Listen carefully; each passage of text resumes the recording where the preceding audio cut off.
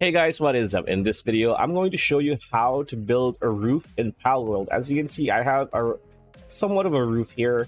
I don't really build good looking bases or aesthetically pleasing bases. I just need something for utility. But if you want to build a roof, you need to have unlocked certain technologies. So if you press tab, you're going to be able to unlock certain things in the technology tree. In level 2, you will be able to unlock wooden structure set. So that's what you start out with, wood, and of course you would need wood by chopping down trees as a resource to use to create wooden structures like walls and roofs and whatnot. And then afterwards you would need it's down here. Eventually you will have stone. So as you can see here, by level 18 you can upgrade to stone blocks.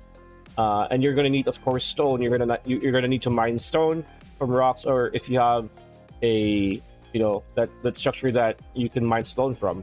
So how do you create a roof? It's the same as anything else. So press B, and here you're gonna scroll with your mouse wheel to foundations, and as you can see here, we have a stone wall, right? So of course roofs need walls.